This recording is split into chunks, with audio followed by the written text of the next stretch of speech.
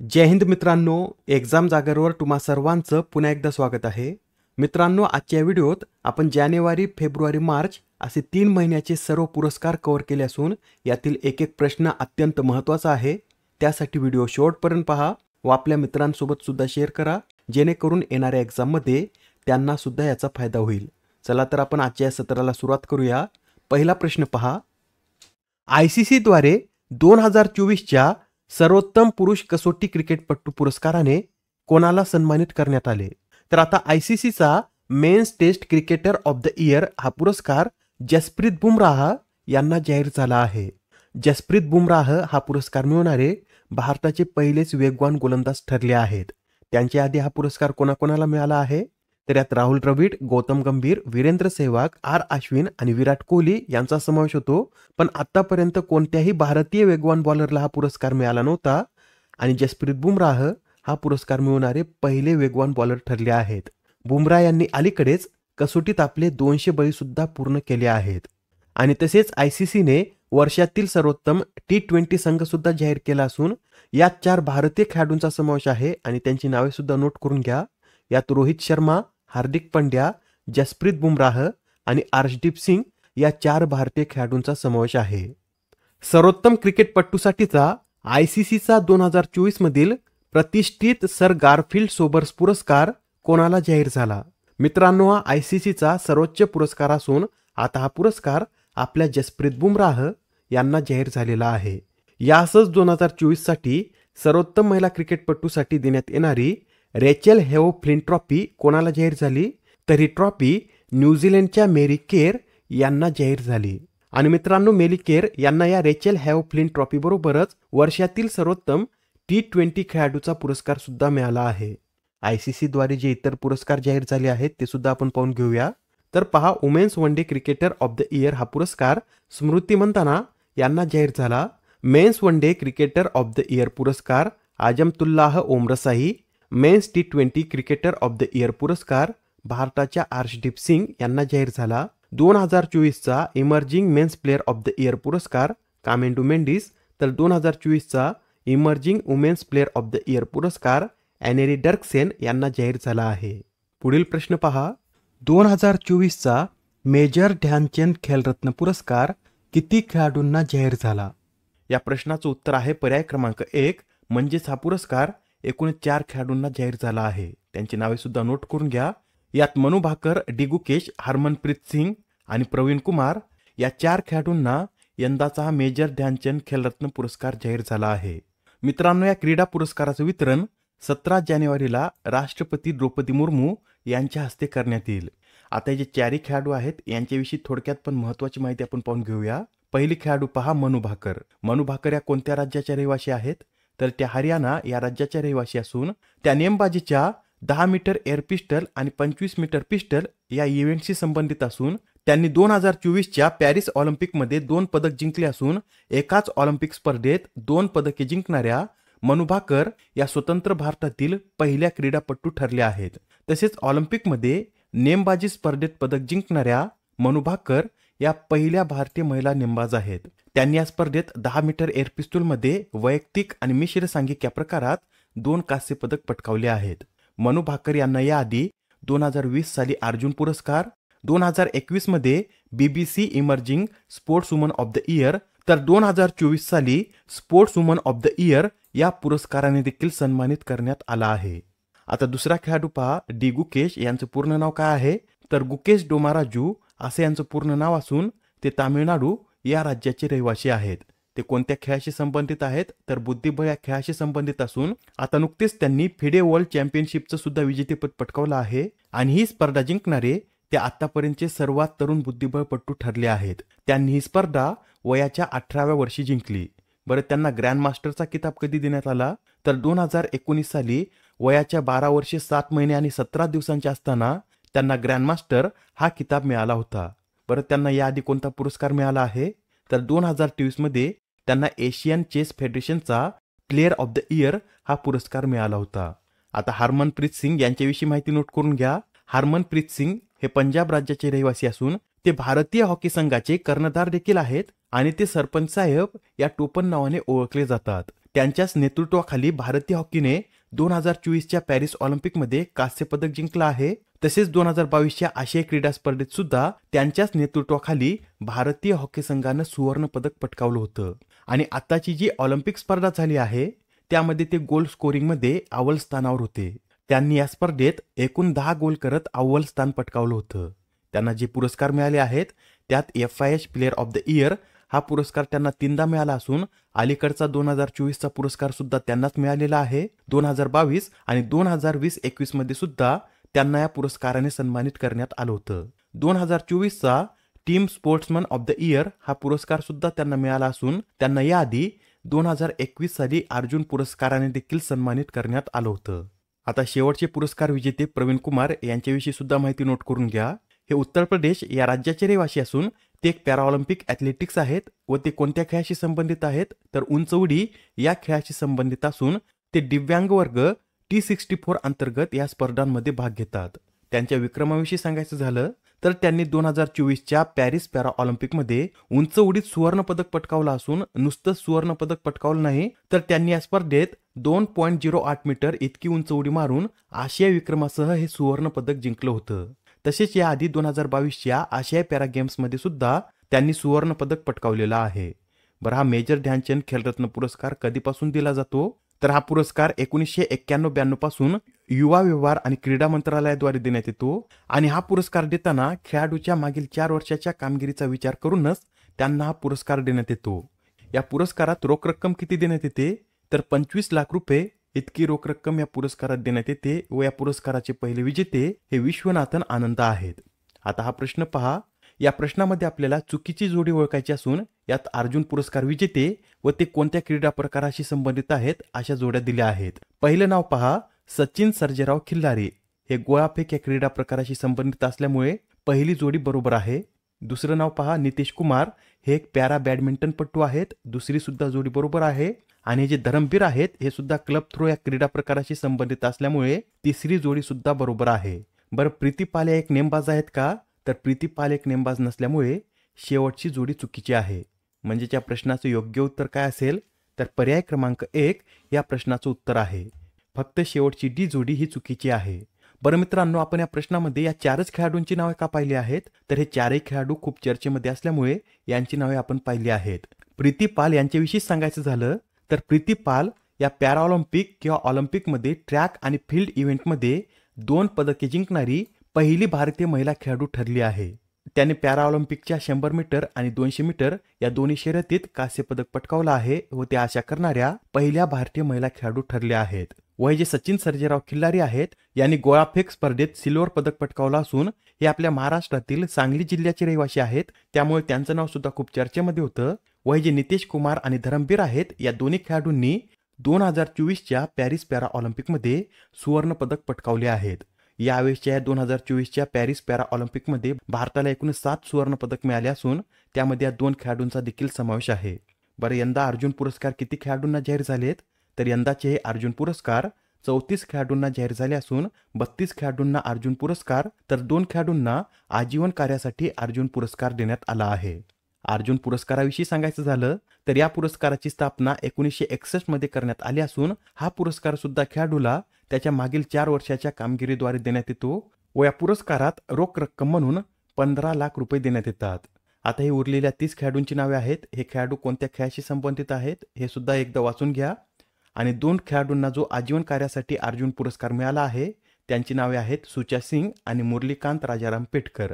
या दोन्ही खेळाडूंना त्यांच्या आजीवन कार्यासाठी हा अर्जुन पुरस्कार मिळाला आहे. आता हा प्रश्न पहा. हा एक मल्टीलायनर प्रश्न असून यात आपल्याला जीवन गौरव अर्जुन पुरस्कार विजेते मुरलीकांत राजाराम पेटकर यांच्याशी संबंधित विधानांचा विचार करायचा आहे. पहिलं विधान पहा काय म्हणतं. मुरलीकांत पेटकर हे भारताचे पहिले पॅराऑलिम्पिक सुवर्ण पदक विजेते खेळाडू आहेत. मित्रांनो, हे विधान बरोबर आहे. मुरलीकांत पेटकर हे भारताचे पहिले पॅराऑलिम्पिक सुवर्ण पदक विजेते असून त्यांनी 1972च्या हेडलबर्ग येथे आयोजित पॅराऑलिम्पिक स्पर्धेमध्ये 50 मीटर फ्रीस्टाईल जलतरण स्पर्धेत सुवर्ण पदक पटकावलं होतं व ते असे करणारे पहिले भारतीय खेळाडू ठरले होते. आता हे दुसरं विधान सुद्धा बरोबर आहे. शेवटचं विधान पहा. त्यांच्या आयुष्यावर आधारित चंदू चॅम्पियन हा चित्रपट देखील आला होता. मित्रांनो, हे सुद्धा विधान बरोबर आहे. चंदू चॅम्पियन हा त्यांच्या जीवनावर आधारित चित्रपट असून यामध्ये त्यांच्या आयुष्यातील संघर्ष दाखवण्यात आला आहे.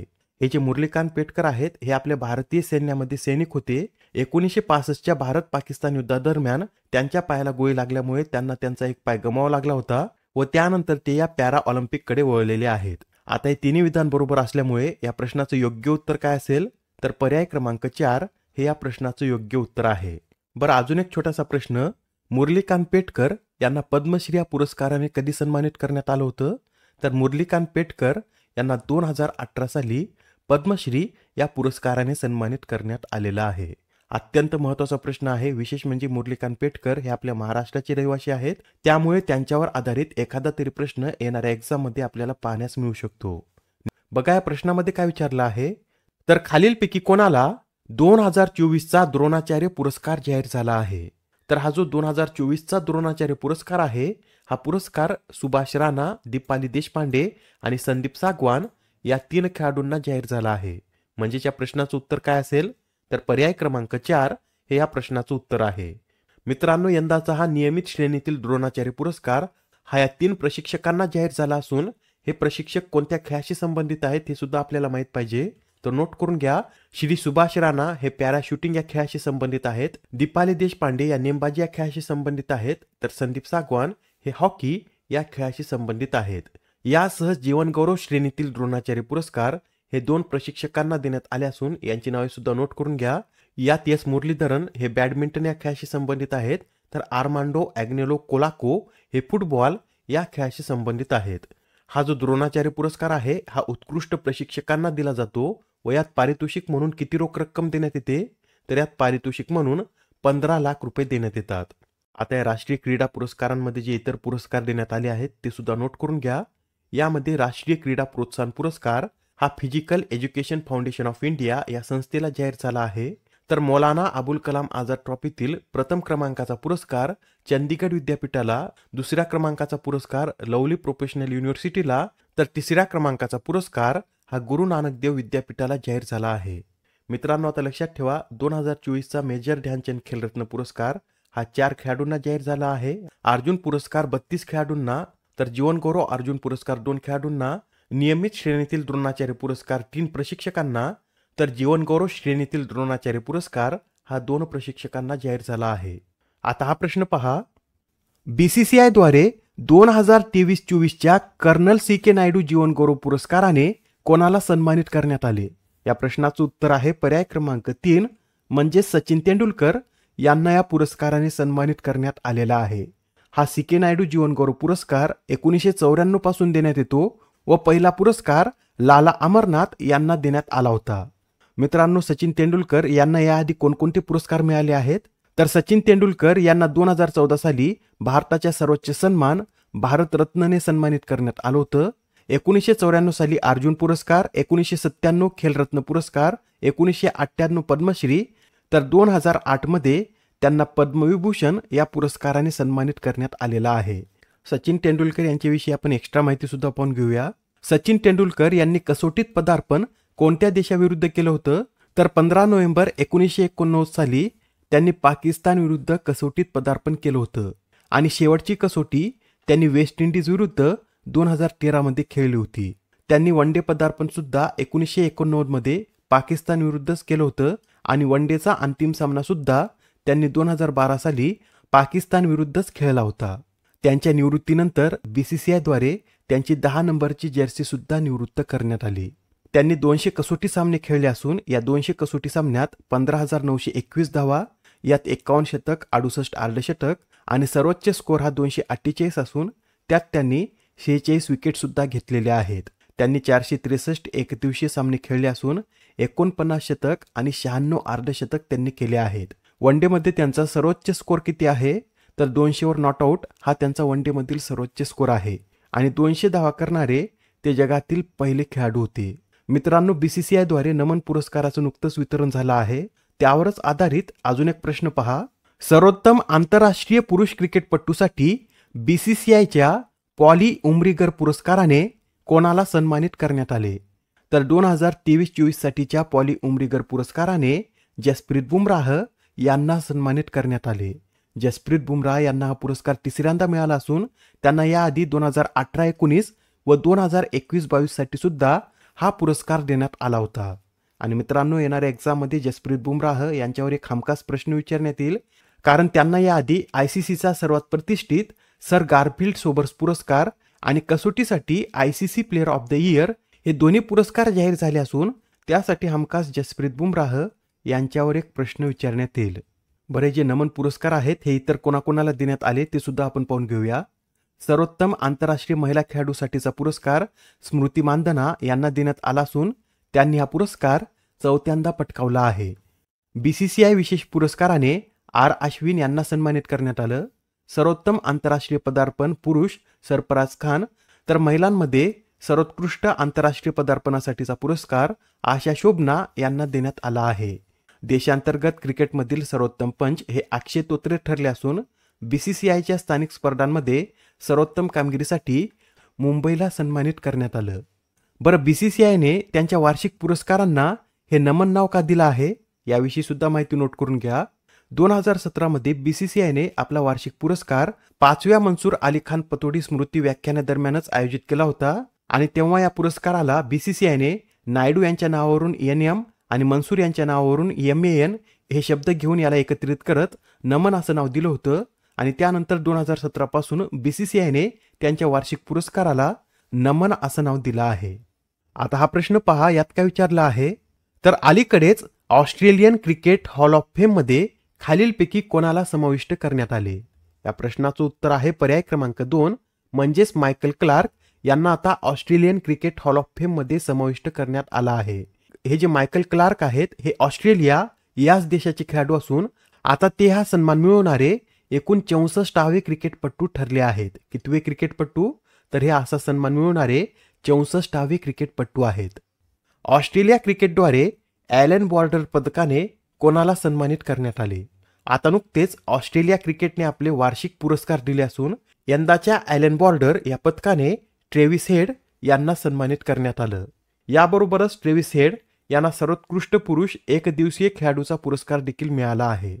या पुरस्कारामध्ये बेलिंडा क्लार्क पदकाने कोणाला सन्मानित करण्यात आलं, तर ॲनाबेल सदरलँड यांना या बेलिंडा क्लार्क या पदकाने सन्मानित करण्यात आलं.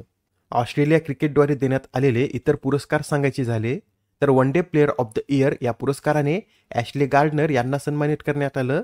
T20 men's player of the year पुरस्कार Adam Zampa, T20 women's player of the year पुरस्कार Beth Mooney, Shane Warne test player of the year हा पुरस्कार जोश हेजलवूड यांना देण्यात आला. Bradman young cricketer of the year पुरस्कार Sam Konstas, तर Betty Wilson young cricketer of the year पुरस्कार Chloe एन्सवर्थ यांना देण्यात आला. ठीक आहे, तर आता हा प्रश्न पहा, खालीलपैकी कोणाला आंतरराष्ट्रीय जलतरण महासंघाच्या हॉल ऑफ फेम मध्ये समाविष्ट करण्यात आले. या प्रश्नाचं उत्तर आहे पर्याय क्रमांक 2, म्हणजे सचिन नाग यांना आंतरराष्ट्रीय जलतरण महासंघाच्या हॉल ऑफ फेम मध्ये समाविष्ट करण्यात आले. बरे, सचिन नाग कोण होते, तर हे भारताचे एक जलतरणपटू होते आणि 1951 मध्ये दिल्ली येथे झालेल्या आशियाई स्पर्धेत त्यांनी 100 मीटर फ्रीस्टाईलमध्ये देशासाठी सुवर्ण पदक जिंकलं होतं व 1987 मध्ये त्यांचं निधन झालं. आता त्यांचा हा सन्मान मरणोत्तर करण्यात येत असून जुलैमध्ये सिंगापूर येथे होणाऱ्या जागतिक अजिंक्यपद स्पर्धेदरम्यान त्यांना सन्मानित करण्यात येईल. याआधी 2020 मध्ये त्यांना ध्यानचंद जीवन गौरव पुरस्काराने देखील सन्मानित करण्यात आलं होतं. पुढील प्रश्न, हॉकी इंडियाद्वारे वर्षातील सर्वोत्तम खेळाडूसाठीचा प्रतिष्ठित hockey India Balbir Singh senior पुरस्कार पुरुषांमध्ये कोणाला देण्यात आला.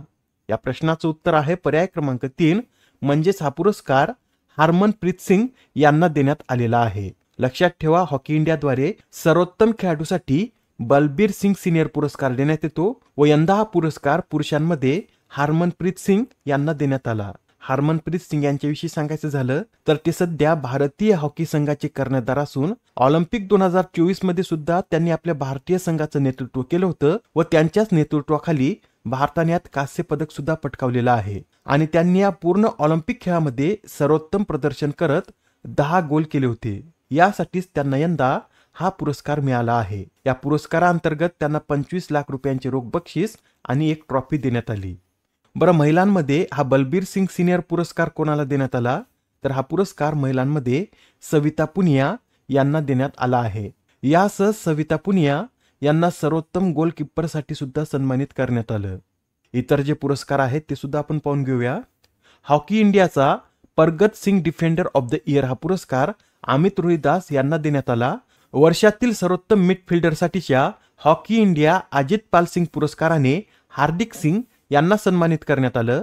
वर्षातील सर्वोत्तम फॉरवर्डसाठीच्या हॉकी इंडिया धनराज पिल्लई पुरस्काराने अभिषेक, तर उद्योन्मुख महिला खेळाडूसाठीचा हॉकी इंडिया असुंता लाक्रा पुरस्कार हा दीपिका यांना देण्यात आला. तर उद्योन्मुख पुरुष खेळाडूसाठीच्या हॉकी इंडिया जुगराज सिंग पुरस्काराने अर्जित सिंग हुंडल यांना सन्मानित करण्यात आलं. आणि मित्रांनो, यंदा भारतीय हॉकीला 100 वर्षे पूर्ण झाल्यानिमित्त 1975च्या विश्वचषक विजेत्या संघाच्या सदस्यांना हॉकी इंडिया मेजर ध्यानचंद जीवनगौरव पुरस्काराने देखील सन्मानित करण्यात आलं. यात त्यांना 50 लाख रुपयांचे रोख बक्षीस प्रदान करण्यात आले.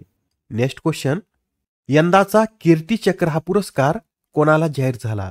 यावेळेस 2 सैनिकांना हा पुरस्कार जाहीर झाला असून एक आहेत मेजर मनजीत आणि दुसरे आहेत दिलवर खान.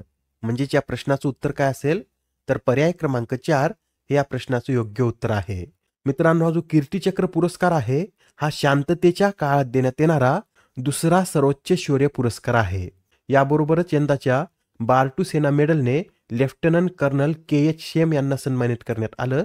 तसेच यंदा 14 जणांना शौर्य चक्र देण्यात आला आहे. तर चक्र वाचा, पुरस्कार वाचू नका, शौर्य चक्र देण्यात आला आहे. आणि तसेच यंदा 746 कर्मचाऱ्यांना मेरिटोरियस सर्व्हिसेस मेडल मिळाले असून पोलिसांमध्ये सर्वाधिक पुरस्कार हे उत्तर प्रदेशांच्या पोलिसांना मिळाले आहेत. आता जे शौर्य पुरस्कार आहेत याविषयी आपण थोडक्यात माहिती पाहूया. शौर्य पुरस्काराचे 2 टाईप पडतात आणि ते कोणते, तर एक युद्धकालीन शौर्य पुरस्कार आणि दुसरे आहेत शांतताकालीन शौर्य पुरस्कार. युद्धकालीन शौर्य पुरस्कारामध्ये यातील पहिल्या क्रमांकाचा पुरस्कार येतो परमवीर चक्र.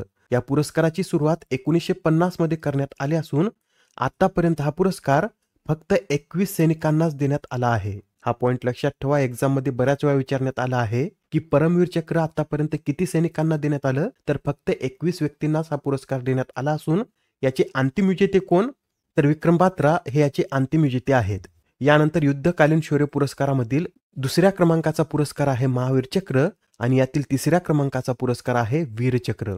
आणि शांतता काळामध्ये जे पुरस्कार दिले जातात यामध्ये पहिल्या क्रमांकाचा पुरस्कार आहे अशोक चक्र, दुसरा कीर्ती चक्र, तर तिसऱ्या क्रमांकाचा पुरस्कार हा शौर्य चक्र आहे. 2025 सालचा संस्थागत श्रेणीतील सुभाषचंद्र बोस आपत्ती व्यवस्थापन पुरस्कार कोणत्या संस्थेला जाहीर झाला? कोणता पुरस्कार आहे, तर सुभाषचंद्र बोस आपत्ती व्यवस्थापन पुरस्कार. आणि यंदा हा पुरस्कार INCOIS म्हणजेच इन्कोईस या संस्थेला जाहीर झाला आहे. या इन्कोईसचं फुल फॉर्म सुद्धा नोट करून घ्या. इन्कोईस म्हणजे Indian national centre for ocean information services असे याचं पूर्ण स्वरूप असून मराठी त्याला भारतीय राष्ट्रीय महासागर माहिती सेवा केंद्र असं म्हणतात. हा जो सुभाषचंद्र बोस आपत्ती व्यवस्थापन पुरस्कार आहे याची घोषणा दरवर्षी सुभाषचंद्र बोस यांच्या जयंती दिनी म्हणजेच 23 जानेवारी रोजी करण्यात येते. आणि यंदा फक्त संस्थागत श्रेणीतील हा पुरस्कार जाहीर झाला आहे. हा जो संस्थागत श्रेणीतील पुरस्कार आहे यामध्ये रोख पारितोषिक म्हणून किती रोख रक्कम देण्यात येते, तर यामध्ये 51 लाख रुपये देण्यात येतात. आणि वैयक्तिक श्रेणीत रोख पारितोषिक म्हणून 5 लाख रुपये देण्यात येतात. दोन्ही पॉइंट लक्षात ठेवा, वैयक्तिक मध्ये 5 लाख रुपये देण्यात येतात तर संस्थेला पारितोषिक म्हणून 51 लाख रुपये देण्यात येतात. बरं, हा पुरस्कार कधीपासून देण्यात येत आहे, तर 2019 पासून हा पुरस्कार देण्यात येत आहे. मित्रांनो, इन्कोईस या संस्थेविषयी सुद्धा काही माहिती नोट करून घ्या. इन्कोईस या संस्थेची स्थापना कधी करण्यात आली, तर 1999 मध्ये तेलंगणामधील हैदराबाद येथे या संस्थेची स्थापना करण्यात आली. ही संस्था काय करते, तर महासागरात निर्माण होणाऱ्या धोक्यांविषयी माहिती देण्याचं कार्य या संस्थेद्वारे करण्यात येते. आणि या संस्थेने भारतीय सुनामी अर्ली वॉर्निंग सेंटर सुद्धा स्थापन केला असून या सेंटर अंतर्गत फक्त 10 मिनिटात सुनामी इशारा प्रदान केला जातो. हे जे भारतीय सुनामी अर्ली वॉर्निंग सेंटर आहे हे सध्या हिंद महासागरातील एकूण 28 देशांना सेवा देत आहे. 2025 साठीचे पद्मविभूषण पुरस्कार किती व्यक्तींना जाहीर झाले आहेत, तर यंदा हे पद्मविभूषण पुरस्कार एकूण 7 व्यक्तींना जाहीर झाले आहेत. या 7 व्यक्तींची नावे आणि त्यांना कोणत्या क्षेत्रासाठी हा पुरस्कार देण्यात आला आहे हे सुद्धा नोट करून घ्या.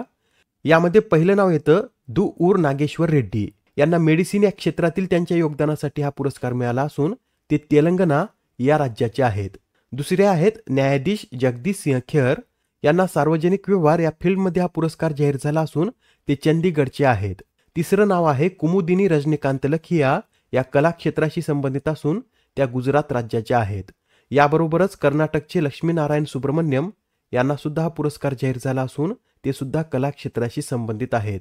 एम.टी. वासुदेवन नायर यांना मरणोत्तर हा पुरस्कार जाहीर झाला असून ते केरळ राज्याचे रहिवासी होते आणि त्यांना हा पुरस्कार साहित्य आणि शिक्षण या फील्डसाठी देण्यात आला आहे. तसेच जपानचे ओसामू सुझुकी यांना सुद्धा मरणोत्तर पुरस्कार जाहीर झाला आहे आणि ओसामू सुझुकी यांचं मागच्याच महिन्यात निधन झालं होतं. त्यांना व्यापार आणि उद्योग क्षेत्रातील त्यांच्या कामगिरीसाठी हा पुरस्कार मिळाला आहे. यासच शारदा सिन्हा यांना सुद्धा हा पुरस्कार मरणोत्तर जाहीर झाला असून त्या बिहार राज्याच्या आहेत आणि त्यांना कला क्षेत्रातील त्यांच्या योगदानासाठी हा पुरस्कार मिळाला आहे. मित्रांनो, हे सर्व 7ही नाव महत्त्वाचे आहेत. त्यापैकी ओसामू सुझुकी हे नाव अत्यंत महत्त्वाचं ठरतं कारण त्यांचं निधन हे 25 डिसेंबर 2024 रोजी झालं व त्यानंतर त्यांना हा पुरस्कार जाहीर झाला आहे. त्यासाठी त्यांच्याविषयीचे 2-3 पॉईंट नोट करून घ्या. ओसामू सुझुकी हे सुझुकी मोटर कॉर्पोरेशनचे माजी अध्यक्ष होते व त्यांचं वयाच्या 94व्या वर्षी निधन झालं आहे. त्यांचा जन्म 30 जानेवारी 1930 रोजी झाला होता तर निधन 25 डिसेंबर 2024 रोजी झालं आहे. ते सुझुकीचे अध्यक्ष कधी बनले तर 1978 साली ते सुझुकीचे अध्यक्ष बनले आणि या पदावरून वयाच्या 91व्या वर्षी म्हणजेच 2021 मध्ये ते निवृत्त झाले.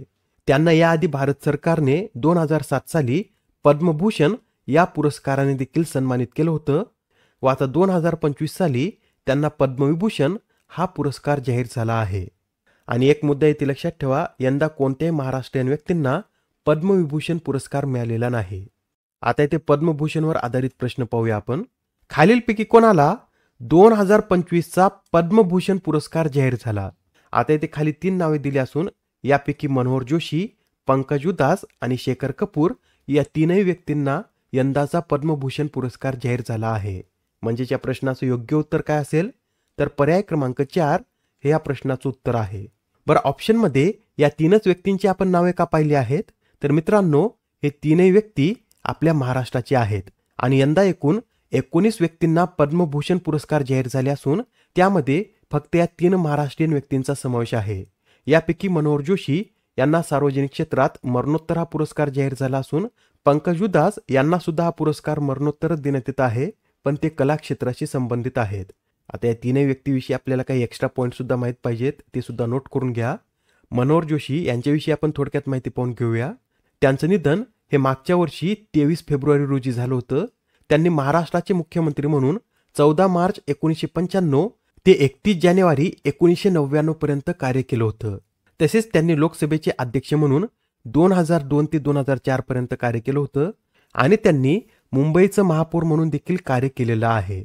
मित्रांनो, पंकज उधास यांचं निधन सुद्धा मागच्या वर्षी फेब्रुवारी महिन्यातच झालं असून 1980 मध्ये त्यांनी आहट नावाच्या गझल अल्बमद्वारे गायनाच्या कारकिर्दीची सुरुवात केली होती व त्यांना याआधी 2006 मध्ये भारत सरकारद्वारे पद्मश्री या पुरस्काराने सन्मानित करण्यात आलेला आहे.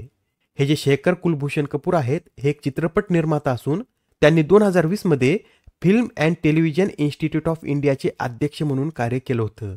ही 3ही नाव महत्त्वाची आहेत आणि इतर जे 16 विजेते आहेत यामध्ये ए सूर्यप्रकाश, अनंत नाग, श्री बिबेक देब्रॉय, जतिन गोस्वामी, जोस चाकू पेरियापुरम, कैलासनाथ दीक्षित, नल्ली कुप्पुस्वामी चेट्टी, नंदामुरी बालकृष्णन, पी.आर. श्रीजेश, पंकज पटेल, राम बहादूर राय, साध्वी ऋतंभरा, यस अजित कुमार, कु शोभनाचंद्र कुमार, सुशील कुमार मोदी आणि विनोद धाम यांचा समावेश आहे. हे अमेरिका या देशाचे नागरिक आहेत. ठीक आहे, याचं स्क्रीनशॉट सुद्धा काढून घ्या. आणि आता पद्मश्री या पुरस्कारावर आधारित प्रश्न पहा. मित्रांनो, 2025चा पद्मश्री पुरस्कार एकूण 113 व्यक्तींना जाहीर झाला तर यात किती महाराष्ट्रीयन व्यक्तींचा समावेश आहे?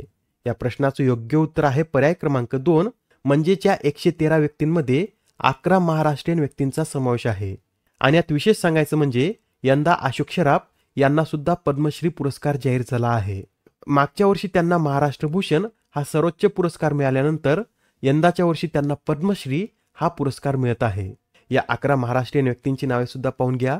यात अच्युत पल्लव, अरुंधती भट्टाचार्य, अशोक सराफ, अश्विनी भिडे देशपांडे, चेतराम देवचंद्र पवार, जसपिंदर नरूला, आरण्य ऋषी मारुती चित्तमपल्ली, राजेंद्र मुजुमदार, सुभाष शर्मा, वासुदेव कामत आणि डॉक्टर विलास डांगरे यांचा समावेश आहे. आणि सध्या एक्झाममध्ये पद्म पुरस्काराच्या ज्या घटकावर प्रश्न विचारण्यात येत आहेत त्याविषयी सुद्धा आपण माहिती पाहून घेऊया. तर पहा, यंदा किती महिलांना हा पुरस्कार जाहीर झाला आहे? तर यंदा 23 महिलांना हा पुरस्कार जाहीर झाला आहे. यात किती परदेशी व्यक्तींचा समावेश आहे? तर यात 10 परदेशी व्यक्तींचा समावेश असून 13 व्यक्तींना हा पुरस्कार मरणोत्तर जाहीर झाला आहे. आणि यासच आपल्याला हे सुद्धा लक्षात ठेवायचं आहे की यंदा एकूण 139 पद्म पुरस्कार जाहीर झाले असून यात 7 पद्मविभूषण पुरस्कार, 19 पद्मभूषण तर 113 पद्मश्री पुरस्कारांचा समावेश आहे.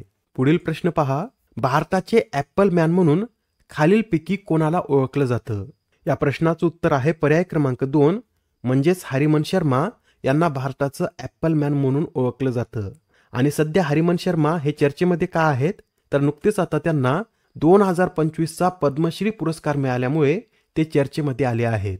हरिमन शर्मा हे हिमाचल प्रदेशचे रहिवासी असून त्यांनी HRMN 99 या नावाची एक सफरचंदाची जात निर्माण केली असून त्यांना त्यांच्या या कार्यामुळेच भारताचे ॲपल मॅन म्हणून ओळखलं जातं. येणाऱ्या एक्झामसाठी हरिमन शर्मा यांचं नाव सुद्धा महत्त्वाचं असेल. नेक्स्ट क्वेश्चन, भारतीय रसायन संस्थेने रसायन महर्षी या पुरस्काराने कोणाला सन्मानित केले? तर हा जो रसायन महर्षी पुरस्कार आहे या पुरस्काराने यंदा रघुनाथ माशेलकर यांना सन्मानित करण्यात आला आहे. याबरोबरच यातील रसायन ब्रह्मश्री या पुरस्काराने MM शर्मा यांना सन्मानित करण्यात आलं. रसायन टाटा पुरस्काराने लक्ष्मीकांतम, रसायन उद्योग महाराष्ट्र या पुरस्काराने मुकेश अंबानी, रसायन उद्योग महर्षी राजश्री बिर्ला तर जीवनगौरव पुरस्काराने किशोर शहा यांना सन्मानित करण्यात आला आहे. नेक्स्ट क्वेश्चन, नाशिकच्या कुसुमाग्रज प्रतिष्ठानतर्फे दिला जाणारा जनस्थान पुरस्कार कोणाला जाहीर झाला? तर यंदाचा जनस्थान पुरस्कार हा सतीश आळेकर यांना जाहीर झाला आहे. हा जनस्थान पुरस्कार कोणाद्वारे देण्यात येतो? तर लक्षात ठेवा, नाशिकच्या कुसुमाग्रज प्रतिष्ठानतर्फे हा पुरस्कार दर 1 वर्षाआड दिला जातो आणि यंदाच्या या पुरस्काराचं वितरण 10 मार्च रोजी होणार आहे. हे जे सतीश आळेकर आहेत हे मराठी नाटककार, अभिनेते यासच नाट्य दिग्दर्शक देखील आहेत. पुण्याचं जे थिएटर अकादमी आहे याचे ते संस्थापक सदस्य असून त्यांनी आतापर्यंत महानिर्वाण, महापूर, अतिरेकी, पिढी जात, मिकी आणि मेमसाहेब आणि बेगम बर्वे ही नाटके दिग्दर्शित केली आहेत. US presidential medal of freedom सन्मान प्राप्त करणारा पहिला पुरुष फुटबॉल खेळाडू कोण ठरला आहे? या प्रश्नाचं उत्तर आहे पर्याय क्रमांक 2 म्हणजेच US presidential medal of freedom सन्मान प्राप्त करणारा लिओनेल मेस्सी हा पहिलाच पुरुष फुटबॉलपटू ठरला आहे. याआधी 2022 मध्ये मेगन रॅपिनो या महिला फुटबॉलपटूला सुद्धा या पुरस्काराने सन्मानित करण्यात आलं होतं. लिओनेल मेस्सी हा पुरस्कार मिळवणारे मेगन रॅपिनो यांच्यानंतरचे दुसरे फुटबॉलपटू तर पुरुषांचाच विचार केल्यास ते असे करणारे पहिले फुटबॉलपटू आहेत. बरं, लिओनेल मेस्सी हे कोणत्या देशाचे खेळाडू आहेत? तर ते अर्जेंटिना या देशाचे खेळाडू आहेत. आणि मित्रांनो, हा जो अमेरिकेचा पुरस्कार आहे हा अत्यंत प्रतिष्ठित असून जसा आपल्या भारतामधील सर्वोच्च सन्मान हा भारतरत्न आहे तसा अमेरिकेतील हा सर्वोच्च सन्मान आहे. यंदा जो बायडेन यांनी 19 व्यक्तींना या पुरस्काराने सन्मानित केला असून यामध्ये जे इतर विजेते आहेत त्यात ही 2 नावे अत्यंत चर्चेत होती. तर यांची नावे लक्षात ठेवा. हा पुरस्कार जॉर्ज सोरोस आणि हिलरी क्लिंटन यांना सुद्धा मिळाला आहे. या पुरस्काराच्या स्थापनेविषयी सांगायचं झालं तर 1945 मध्ये USचे राष्ट्राध्यक्ष हॅरी ट्रूमन यांनी नागरिकांचा सन्मान करण्यासाठी स्वातंत्र्य पदक स्थापन केले होते व त्याच पदकाचे नाव बदलून 1963 मध्ये राष्ट्राध्यक्ष जॉन F केनेडी यांनी या पदकाला US presidential medal of freedom असे नाव दिले. आता हा प्रश्न पहा, यात काय विचारला आहे? तर अमेरिकेचे राष्ट्राध्यक्ष जो बायडेन यांनी presidential medal of freedom with डिस्टिंक्शनने कोणाला सन्मानित केले? या प्रश्नाचं उत्तर आहे पर्याय क्रमांक 4 म्हणजे जो बायडेन यांनी पोप फ्रान्सिस यांना सन्मानित केला आहे. आणि मित्रांनो, हा प्रश्न अत्यंत महत्त्वाचा आहे कारण जो बायडेन यांनी आपल्या 4 वर्षाच्या कारकिर्दीत प्रथमच एखाद्या व्यक्तीला हा पुरस्कार दिला आहे. आणि विशेष म्हणजे जो बायडेनना सुद्धा हा पुरस्कार 8 वर्षापूर्वी बराक ओबामा यांच्याकडून देण्यात आला होता आणि आता जो बायडेन राष्ट्राध्यक्ष असताना त्यांनी हा पुरस्कार पोप फ्रान्सिस यांना दिला आहे. मित्रांनो, पोप फ्रान्सिस आणि या 19 व्यक्तींना दिलेला पुरस्कार तुम्हाला एकच वाटू शकतो, पण यात छोटासा काय फरक आहे? तर हा जो 19 व्यक्तींना दिलेला पुरस्कार आहे त्याचं नाव US presidential medal of freedom असून पोप फ्रान्सिस यांना देण्यात आलेल्या पुरस्काराचं नाव US presidential medal of freedom with distinction असं आहे. ठीक आहे, या दोन्ही पुरस्कारातील फरक तुमच्या लक्षात आला असेल. तर आता हा प्रश्न पहा. प्रतिष्ठित ट्रॅक अँड फील्ड मासिकाद्वारे 2024 साठी जगातील सर्वोत्तम पुरुष भालाफेकपटू म्हणून कोणाला सन्मानित करण्यात आलं? या प्रश्नाचं उत्तर आहे पर्याय क्रमांक 1 म्हणजेच भारताच्या गोल्डन बॉय नीरज चोप्रा यांना ट्रॅक अँड फील्ड मासिकाद्वारे सन्मानित करण्यात आलं. हे जे ट्रॅक अँड फील्ड मासिक आहे हे अमेरिकेतील एक मासिक असून या मासिकाने आता 2024च्या कामगिरीवरून जगातील सर्वोत्तम भालाफेकपटूंची एक यादी प्रकाशित केली आहे.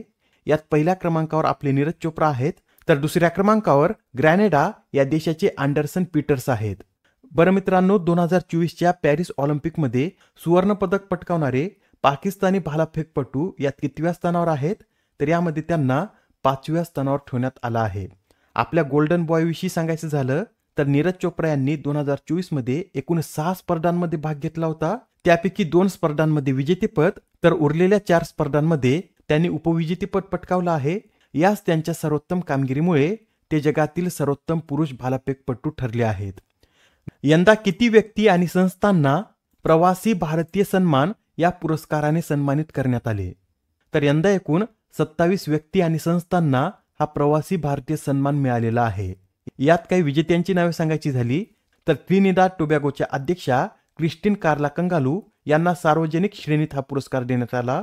युकेच्या बी उषा कुमारी पराशर यांना राजकारण क्षेत्रात तर अमेरिकेच्या डॉक्टर शर्मिला फोर्ट यांना सामुदायिक सेवेच्या क्षेत्रात या पुरस्काराने सन्मानित करण्यात आलं. बरं मित्रांनो, तुम्हाला माहित आहे का, या प्रवासी भारतीय पुरस्कारांसाठी व्यक्ती आणि संस्थांची निवड करण्यासाठी एक समिती असते आणि त्या समितीचे अध्यक्ष कोण असतात? तर त्या निवड समितीचे अध्यक्ष हे भारताचे उपराष्ट्रपती असतात आणि त्या समितीचे उपाध्यक्ष म्हणून परराष्ट्र मंत्री कार्य करतात. हा पॉइंट लक्षात ठेवा. एक्झाम मध्ये याच्यावर सुद्धा आता प्रश्न विचारला जाऊ शकतो. बरं, यंदा या पुरस्काराचं वितरण कोणाच्या हस्ते करण्यात आलं? तर राष्ट्रपती द्रौपदी मुर्मू यांच्या हस्ते या पुरस्काराचं वितरण करण्यात आलं. प्रवासी भारतीय कार्यक्रमाविषयी हे पॉइंट सुद्धा लक्षात ठेवा. या कार्यक्रमाची 18वी आवृत्ती होती. याचं आयोजन 8 ते 10 जानेवारी रोजी ओडिशाची राजधानी भुवनेश्वर येथे करण्यात आलं व यावेळी या कार्यक्रमाची थीम विकसित भारतात अनिवासी भारतीयांचे योगदान अशी होती. आता हा प्रश्न पहा. थर्ड आय आशियाई चित्रपट महोत्सवात एशियन सिनेमा कल्चर अवॉर्डने कोणाला सन्मानित करण्यात आले? तर या थर्ड आय आशियाई चित्रपट महोत्सवात एशियन सिनेमा कल्चर या पुरस्काराने जावेद अख्तर यांना सन्मानित करण्यात आले. जावेद अख्तर हे एक प्रसिद्ध गीतकार आणि पटकथा लेखक आहेत. याबरोबरच या महोत्सवात पत्रकार रफिक बगदादी यांना सत्यजित रे स्मृती पुरस्कार देण्यात आला. Next question. सिंगापूरच्या मानद नागरिक पुरस्काराने कोणाला सन्मानित करण्यात आले? या प्रश्नाचं उत्तर आहे पर्याय क्रमांक 4 म्हणजे सिंगापूरच्या मानद नागरिक पुरस्काराने तरुणदास यांना सन्मानित करण्यात आला आहे. तरुणदास यांना हा पुरस्कार सिंगापूर भारत संबंधांमध्ये उल्लेखनीय योगदान दिल्याबद्दल देण्यात आला आहे. हे जे तरुणदास आहेत यांनी उद्योग मंडळ CIIचे महासंचालक म्हणून देखील कार्य केलेलं आहे. पुढील प्रश्न. 82व्या गोल्डन ग्लोब पुरस्कारात ड्रामा श्रेणीतील सर्वोत्कृष्ट चित्रपटाचा पुरस्कार कोणत्या चित्रपटाने पटकावला? या प्रश्नाचं उत्तर आहे पर्याय क्रमांक 4 म्हणजेच द ब्रुटलिस्ट या चित्रपटाला हा सर्वोत्कृष्ट चित्रपटाचा पुरस्कार मिळाला आहे. या गोल्डन ग्लोबमध्ये द ब्रुटलिस्ट या चित्रपटानेच महत्त्वाचे 3 पुरस्कार पटकावले असून दुसरे 2 पुरस्कार कोणते आहेत? तर सर्वोत्कृष्ट अभिनेत्याचा पुरस्कार सुद्धा या चित्रपटातील ॲड्रियन ब्रॉडी यांना देण्यात आला. तर सर्वोत्कृष्ट दिग्दर्शकाचा पुरस्कार हा द ब्रुटलिस्ट चित्रपटाचे दिग्दर्शक ब्रॅडी कॉर्बेट यांना मिळाला आहे. बरं, यावेळेसच्या 82व्या गोल्डन ग्लोबमध्ये सर्वाधिक नॉमिनेशन कोणत्या चित्रपटाला मिळाले होते? तर सर्वाधिक नॉमिनेशन हे एमिलिया पेरेज या चित्रपटाला मिळाले असून या चित्रपटाला तब्बल 10 नॉमिनेशन होते. त्यापैकी या चित्रपटाने 4 पुरस्कार पटकावले आहेत. या 4 पुरस्कारामध्ये 2 महत्त्वाचे पुरस्कार सांगायचे झाले तर बिगर इंग्रजी भाषेतील सर्वोत्कृष्ट चित्रपटाचा पुरस्कार हा एमिलिया पेरेज या चित्रपटानेच पटकावला असून हा चित्रपट फ्रेंच भाषेतील चित्रपट आहे. तसेच या चित्रपटाला विनोदी श्रेणीतील सर्वोत्कृष्ट चित्रपटाचा पुरस्कार देखील मिळाला आहे. या गोल्डन ग्लोबमधील इतर काही महत्त्वाचे पुरस्कार सुद्धा नोट करून घ्या. या पुरस्कारामध्ये सर्वोत्कृष्ट अभिनेत्रीचा पुरस्कार फर्नांडा टोरेस यांना आय एम स्टील हर या चित्रपटातील अभिनयासाठी देण्यात आला. तर संगीत किंवा विनोदी श्रेणीतील सर्वोत्कृष्ट अभिनेता हा सेबॅस्टियन स्टॅन ठरला आहे. तर सर्वोत्कृष्ट अभिनेत्री ही डेमी मूर ठरली आहे. सर्वोत्कृष्ट सहाय्यक अभिनेत्याचा पुरस्कार किरण कल्किन यांना मिळाला असून सर्वोत्कृष्ट सहाय्यक अभिनेत्री पुरस्काराने जो साल्दाना यांना सन्मानित करण्यात आलं व यावेळेसचं सर्वोत्कृष्ट मूळ गाणं एमिलिया पेरेज या चित्रपटातील इल माल ठरला असून बेस्ट टेलिव्हिजन मालिकेतील ड्रामा श्रेणीतील पुरस्कार शोगुन तर संगीत किंवा विनोदी श्रेणीतील पुरस्कार हॅक या चित्रपटाला मिळाला आहे व यातील अत्यंत महत्त्वाचा पुरस्कार म्हणजे सर्वोत्कृष्ट ॲनिमेटेड चित्रपट। यावेळेस सर्वोत्कृष्ट ॲनिमेटेड चित्रपटाचा पुरस्कार फ्लो या चित्रपटाला मिळाला। या गोल्डन ग्लोब पुरस्काराविषयी सांगायचं झालं तर हे पुरस्कार आंतरराष्ट्रीय चित्रपट आणि टेलिव्हिजन या दोन्ही क्षेत्रात देण्यात येत असून 1944 पासून हे पुरस्कार देण्यात येत आहेत। Next question, Gates Cambridge impact पुरस्कार 2025 ने कोणाला सन्मानित करण्यात आले? या प्रश्नाचं उत्तर आहे पर्याय क्रमांक 2 म्हणजेच उर्वशी सिन्हा यांना या पुरस्काराने सन्मानित करण्यात आला आहे। उर्वशी सिन्हा यांच्याविषयी सांगायचं झालं तर त्या रमन रिसर्च इन्स्टिट्यूटमधील लाईट अँड मॅटर फिजिक्स थीमच्या एक विशिष्ट फॅकल्टी सदस्य आहेत आणि आता त्यांना गेट्स कॅम्ब्रिज इम्पॅक्ट पुरस्कार मिळाला आहे। नेक्स्ट क्वेश्चन, खनिज लिलाव आणि खाण सुधारणांमध्ये उत्कृष्ट कामगिरीसाठी कोणत्या राज्याने प्रथम क्रमांकाचा पुरस्कार पटकावला? तर आता खनिज लिलाव आणि खाण सुधारणांमध्ये उत्कृष्ट कामगिरीसाठी राजस्थान या राज्याला प्रथम क्रमांकाच्या पुरस्काराने सन्मानित करण्यात आलं। हा जो पुरस्कार आहे हा राजस्थानला आर्थिक वर्ष 2023-24 मध्ये सर्वाधिक लिलाव आयोजित करण्यात उत्कृष्ट योगदान दिल्याबद्दल मिळाला असून यामध्ये दुसरा क्रमांक कोणत्या राज्याने पटकावला तर मध्य प्रदेश या राज्याने दुसरा क्रमांक पटकावला असून आपलं महाराष्ट्र हे राज्य या तिसऱ्या क्रमांकावर आहे। आणि जे पुरस्कार आहेत याचं वितरण कुठे करण्यात आलं तर तिसऱ्या राष्ट्रीय खाण मंत्र्यांच्या परिषदेत याचं वितरण करण्यात आलं असून ही तिसरी राष्ट्रीय खाण मंत्र्यांची परिषद ओडिशामधील कोणार्क येथे 21 जानेवारी रोजी पार पडली व या परिषदेचं उद्घाटन कोणाच्या हस्ते करण्यात आलं तर केंद्रीय कोळसा आणि खाण मंत्री जी किशन रेड्डी यांच्या हस्ते या परिषदेचं उद्घाटन करण्यात आलं। पुढील प्रश्न, 2025च्या प्रजासत्ताक दिनाच्या संचलनात कोणत्या राज्याच्या झाकीने सर्वोत्तम राज्य झाकीचा पुरस्कार पटकावला? मित्रांनो, दरवर्षी प्रजासत्ताक दिनी झाक्यांचं प्रदर्शन करण्यात येतं व यावेळेसच्या या प्रदर्शनात उत्तर प्रदेशच्या झाकीला सर्वोत्तम राज्य झाकीचा पुरस्कार मिळाला आहे। इमेजमध्ये तुम्हाला दिसत असेल ही उत्तर प्रदेश या राज्याची झाकी असून यावेळेस उत्तर प्रदेशची झाकी महाकुंभवर आधारित होती आणि या झाकीची थीम सांगायची झाली तर महाकुंभ 2025 स्वर्णिम भारत विरासत और विकास अशी या झाकीची थीम होती। बरं, यामध्ये दुसऱ्या क्रमांकाचा पुरस्कार कोणत्या झाकीने पटकावला तर त्रिपुराच्या झाकीने या दुसऱ्या क्रमांकाचा पुरस्कार पटकावलेला आहे। तर तिसऱ्या क्रमांकाचा पुरस्कार आंध्र प्रदेश राज्याच्या झाकीने पटकावला असून ही झाकी एटिकोपक्का बोमल्लू पर्यावरणपूरक लाकडी खेळणी या विषयावर आधारित होती। तसेच यामध्ये सशस्त्र दलातील सर्वोत्तम मार्चिंग तुकडीचा पुरस्कार जम्मू आणि काश्मीर रायफल्स तुकडीला मिळाला आहे तर CFPF आणि इतर सहाय्यक दलांमध्ये सर्वोत्तम मार्चिंग कंटिंजंटचा पुरस्कार दिल्ली पोलीस मार्चिंग कंटिंजंटला मिळाला आहे। तसेच यात लोकांच्या निवडीनुसार पहिल्या 3 क्रमांकाच्या झाक्या कोणत्या ठरल्या आहेत तर यामध्ये गुजरात राज्याच्या झाकीने पहिला क्रमांक पटकावला आहे, उत्तर प्रदेश दुसऱ्या तर उत्तराखंडची झाकी या तिसऱ्या क्रमांकावर आहे।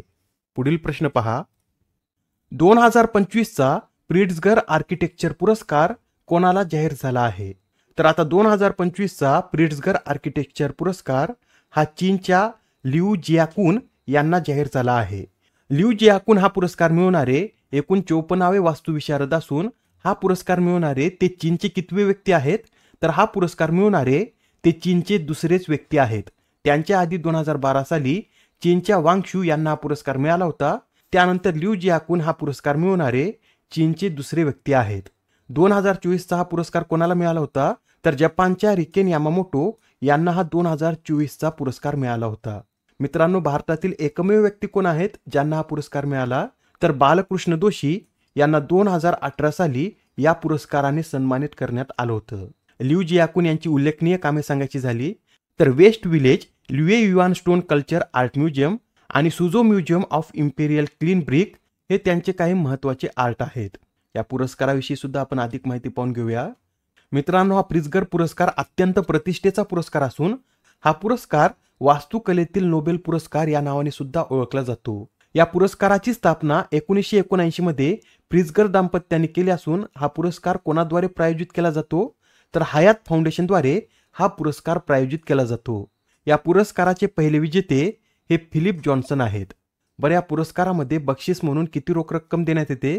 तर या पुरस्कारामध्ये बक्षीस म्हणून $1,00,000 देण्यात येतात. नेक्स्ट क्वेश्चन, 2024 साठीच्या विंदा करंदीकर जीवनगौरव पुरस्काराने कोणाला सन्मानित करण्यात आले? हा एक महत्त्वाचा प्रश्न आहे. असे प्रश्न एक्झाममध्ये बऱ्याच वेळा विचारण्यात येतात. तर आता 2024 साठीच्या विंदा करंदीकर जीवनगौरव पुरस्काराने रावसाहेब रंगराव बोराडे यांना सन्मानित करण्यात आलं. यामध्ये जे इतर पुरस्कार आहेत, यातील 2024चा भागवत पुरस्कार ज्योत्स्ना प्रकाशन संस्थेला देण्यात आला. तर डॉक्टर अशोक केळकर भाषा अभ्यासक पुरस्कार हा डॉक्टर रमेश सीताराम सूर्यवंशी यांना देण्यात आला. तर मंगेश पाडगावकर भाषा संवर्धन पुरस्काराने भीमाबाई जोंधळे यांना सन्मानित करण्यात आले. चारही पुरस्कार लक्षात ठेवा. विंदा करंदीकर जीवनगौरव पुरस्कार, रावसाहेब रंगराव बोराडे, भागवत पुरस्कार ज्योत्स्ना प्रकाशन, अशोक केळकर भाषा अभ्यासक पुरस्कार डॉक्टर रमेश सीताराम सूर्यवंशी, तर मंगेश पाडगावकर भाषा संवर्धन पुरस्कार भीमाबाई जोंधळे यांना देण्यात आला आहे. मित्रांनो, महाराष्ट्रामध्ये दरवर्षी 27 फेब्रुवारी हा दिवस मराठी भाषा गौरव दिन म्हणून साजरा केला जातो. आणि याच दिवशी हा दिवस का साजरा केला जातो? तर 27 फेब्रुवारी रोजी कुसुमाग्रज यांची जयंती असते व त्यांचा जयंती दिन महाराष्ट्रात मराठी भाषा गौरव दिन म्हणून साजरा केला जातो. एक्स्ट्रा माहितीमध्ये सुद्धा नोट करून घ्या. आता कवी कुसुमाग्रजांचे शिरवाडी वनी हे गाव कवितांचे गाव म्हणून घोषित करण्यात आलं. कुसुमाग्रजांचं खरं नाव काय आहे? तर विष्णू वामन शिरवाडकर असं त्यांचं पूर्ण नाव आहे. पुढील प्रश्न पहा. नुकत्याच पार पडलेल्या 97व्या ऑस्कर पुरस्कार सोहळ्यात सर्वाधिक पुरस्कार कोणत्या चित्रपटाने पटकावले? या प्रश्नाचं उत्तर आहे पर्याय क्रमांक 1 म्हणजेच अनोरा या चित्रपटाने 97व्या ऑस्कर पुरस्कार सोहळ्यात सर्वाधिक 5 पुरस्कार पटकावले आहेत. या चित्रपटाने जे 5 पुरस्कार मिळवलेत ते सुद्धा आपण पाहून घेऊयात. या चित्रपटाला सर्वोत्कृष्ट चित्रपटाचा हा महत्त्वपूर्ण पुरस्कार मिळाला असून तसेच सर्वोत्कृष्ट दिग्दर्शन, सर्वोत्कृष्ट अभिनेत्री, सर्वोत्कृष्ट लेखन व सर्वोत्कृष्ट चित्रपट संपादन हे पुरस्कार सुद्धा या चित्रपटाने मिळवले आहेत. या चित्रपटाच्या दिग्दर्शनासाठी शॉन बेकर यांना सर्वोत्कृष्ट दिग्दर्शनाचा पुरस्कार मिळाला. तर मायकी मॅडिसन यांना सर्वोत्कृष्ट अभिनेत्रीचा पुरस्कार मिळाला आहे. मित्रांनो, या ऑस्कर पुरस्कार सोहळ्यात अनोरानंतर सर्वाधिक पुरस्कार हे द ब्रुटलिस्ट या चित्रपटाला मिळाले आहेत. या चित्रपटाला एकूण 3 पुरस्कार मिळाले आहेत. आपण जे इतर पुरस्कार आहेत ते सुद्धा पाहून घेऊया. तर पहा, सर्वोत्कृष्ट अभिनेत्याचा पुरस्कार ॲड्रियन ब्रॉडी यांना देण्यात आला. सर्वोत्कृष्ट सहाय्यक अभिनेता हा किअरन कल्किन ठरला आहे. तर सर्वोत्कृष्ट सहाय्यक अभिनेत्रीचा पुरस्कार जो साल्दाना यांना मिळाला. सर्वोत्कृष्ट ॲनिमेटेड फीचर फिल्म फ्लो ठरली आहे. ॲनिमेटेड लघुपट इन द शॅडो ऑफ सायप्रेस. सर्वोत्कृष्ट आंतरराष्ट्रीय चित्रपटाचा पुरस्कार ब्राझीलच्या आय एम स्टील हिअर या चित्रपटाने मिळवला. तर सर्वोत्कृष्ट माहितीपट हा नो अदर लँड आणि सर्वोत्कृष्ट लघु माहितीपट हा the only girl in the orchestra या लघुपटाला मिळाला. ऑस्कर पुरस्काराविषयी सांगायचं झालं तर पहिला ऑस्कर पुरस्कार सोहळा हा 1929 मध्ये आयोजित करण्यात आला होता व यंदाचा 97वा सोहळा लॉस एंजेलिसमध्ये पार पडलेला आहे. हा सोहळा होस्ट कोणी केला? तर कोनन ओब्रायन यांनी हा सोहळा होस्ट केला. नेक्स्ट क्वेश्चन, कोणत्या देशाने कोविड-19 महामारी दरम्यान केलेल्या मदतीसाठी पंतप्रधान मोदी यांना आपल्या सर्वोच्च पुरस्काराने सन्मानित केले? तर मित्रांनो, नुकताच आता बार्बाडोस या देशाने पंतप्रधान मोदी यांना आपला सर्वोच्च honorary order of freedom of Barbados हा पुरस्कार देऊन सन्मानित केला आहे. या पुरस्काराची घोषणा 20 नोव्हेंबर 2024 रोजी झाली होती, पण याचं वितरण आता करण्यात आलं आहे. बरं मित्रांनो, कोणता देश हा पंतप्रधान मोदी यांना आपल्या सर्वोच्च पुरस्काराने सन्मानित करणारा जगातील 21वा देश ठरला आहे? या प्रश्नाचं योग्य उत्तर आहे पर्याय क्रमांक 4 म्हणजेच मॉरिशियस हा देश पंतप्रधान मोदी यांना आपला सर्वोच्च सन्मान देणारा जगातील 21वा देश ठरला आहे. मित्रांनो, आपले पंतप्रधान मोदी हे मॉरिशियस देशाच्या दौऱ्यावर गेले असून त्या दरम्यानच मॉरिशियसचे पंतप्रधान नवीन चंद्र रामगुलाम यांनी आपल्या देशातील सर्वोच्च पुरस्कार the grand commander of the order of the star and की ऑफ द इंडियन ओशन हा पुरस्कार मोदी यांना जाहीर केला आहे. आणि मॉरिशियसचा सर्वोच्च पुरस्कार मिळवणारे पंतप्रधान मोदी हे पहिलेच भारतीय व्यक्ती आहेत. 12 मार्च 1992 रोजी मॉरिशियस प्रजासत्ताक झाल्यापासून आतापर्यंत फक्त 5च परदेशी मान्यवरांना हा पुरस्कार देण्यात आला असून हा पुरस्कार मिळवणारे पहिले परदेशी व्यक्ती कोण? तर नेल्सन मंडेला हा पुरस्कार मिळवणारे पहिले परदेशी व्यक्ती होते. त्यांना 1998 मध्ये या पुरस्काराने सन्मानित करण्यात आलं होतं. बरं, आपले पंतप्रधान मोदी हे मॉरिशियसला कशासाठी गेलेत? तर मित्रांनो, 12 मार्च रोजी मॉरिशियस हा देश आपला राष्ट्रीय दिन साजरा करतो व यंदाच्या त्यांच्या राष्ट्रीय दिनात पंतप्रधान मोदी यांना प्रमुख पाहुणे म्हणून आमंत्रित करण्यात आलं होतं. त्यामुळे पंतप्रधान मोदी हे मॉरिशियसला गेले आहेत. बरं, पंतप्रधान मोदी यांना सन्मानित करणारा 20वा देश कोणता असं जर विचारलं तर कुवेत हा मोदी यांना सन्मानित करणारा 20वा देश आहे. कुवेत या देशाने पंतप्रधान मोदी यांना the order of Mubarak al Kabeer या पुरस्काराने सन्मानित केलं होतं. तर गयाना या देशाने द ऑर्डर ऑफ एक्सलन्स, नायजरने grand commander of the order of Niger, तर डोमिनिकन रिपब्लिक या देशाने डोमेनिका अवॉर्ड ऑफ ऑनर या पुरस्काराने मोदी यांना सन्मानित केला आहे. नेक्स्ट क्वेश्चन पहा. केंद्रीय पर्यटन मंत्रालयाकडून आदरातिथ्य आणि शिक्षणासाठी लाईफ टाईम अचिव्हमेंट पुरस्काराने कोणाला सन्मानित करण्यात आले? तर आता नुकतेच केंद्रीय पर्यटन मंत्रालयाने आदरातिथ्य आणि शिक्षणासाठी सुबोर्णो बोस यांना लाईफ टाईम अचिव्हमेंट पुरस्काराने सन्मानित केला आहे. हे जे सुबोर्णो बोस आहेत हे इंटरनॅशनल इन्स्टिट्यूट ऑफ हॉटेल मॅनेजमेंटचे अध्यक्ष असून त्यांनी जे हॉटेल मॅनेजमेंट शिक्षण क्षेत्रात कार्य केलं आहे त्यासाठीच त्यांना या पुरस्काराने सन्मानित करण्यात आलं. Next question. आयफा अवॉर्ड्स 2025 मध्ये कोणत्या चित्रपटाने सर्वोत्कृष्ट चित्रपटाचा पुरस्कार पटकावला? तर आयफा अवॉर्ड्स 2025 मध्ये लापता लेडीज या चित्रपटाने सर्वोत्कृष्ट चित्रपटाचा पुरस्कार पटकावला आहे. मित्रांनो, यंदाचा हा पुरस्कार सोहळा जयपूर येथे पार पडला असून या पुरस्कार सोहळ्याची कितवी आवृत्ती होती? तर या पुरस्कार सोहळ्याची 25वी आवृत्ती होती. हा पुरस्कार सोहळा पहिल्यांदा कधी आयोजित करण्यात आला होता? तर 2000 साली हा पुरस्कार सोहळा पहिल्यांदा आयोजित करण्यात आला होता. या पुरस्कार सोहळ्यात जे इतर पुरस्कार देण्यात आले ते सुद्धा आपण पाहून घेऊया. यात सर्वोत्कृष्ट दिग्दर्शकाचा पुरस्कार किरण राव यांना त्यांच्या लापता लेडीज या चित्रपटासाठी देण्यात आला. सर्वोत्कृष्ट अभिनेता कार्तिक आर्यन, सर्वोत्कृष्ट अभिनेत्री नितांशी गोयल, सर्वोत्कृष्ट सहाय्यक अभिनेत्री जानकी बोडीवाला, सर्वोत्कृष्ट सहाय्यक अभिनेता रवी किशन, सर्वोत्कृष्ट पार्श्वगायिका श्रेया घोषाल, तर सर्वोत्कृष्ट पार्श्वगायकचा पुरस्कार जुबिन नोटियाल यांना मिळाला आहे. आणि आता हा प्रश्न पहा, यात काय विचारला आहे? तर 2024 साठीचा महाराष्ट्र भूषण पुरस्कार कोणाला जाहीर झाला? आता येणाऱ्या एक्झाम मध्ये हमखास प्रश्न विचारण्यात येईल. तर 2024 साठीचा महाराष्ट्र भूषण पुरस्कार हा राम सुतार यांना जाहीर झाला आहे. राम सुतार हा पुरस्कार मिळवणारे एकूण कितवे व्यक्ती आहेत? तर हा पुरस्कार मिळवणारे राम सुतार हे 21वे विजेते आहेत. या पुरस्काराअंतर्गत 25 लाख रुपये रोख, मानचिन्ह व मानपत्र देण्यात येतं. 100 वर्षाचे राम सुतार एक मूर्तिकार असून गुजरातमधील स्टॅच्यू ऑफ युनिटीची निर्मिती सुद्धा त्यांनीच केलेली आहे. आता तुम्हाला कमेंटमध्ये सांगायचंय की या स्टॅच्यू ऑफ युनिटीची उंची किती? तसेच चैत्यभूमी येथील डॉक्टर बाबासाहेब आंबेडकरांच्या स्मारकासाठीची मूर्ती ही राम सुतार हेच तयार करत आहेत.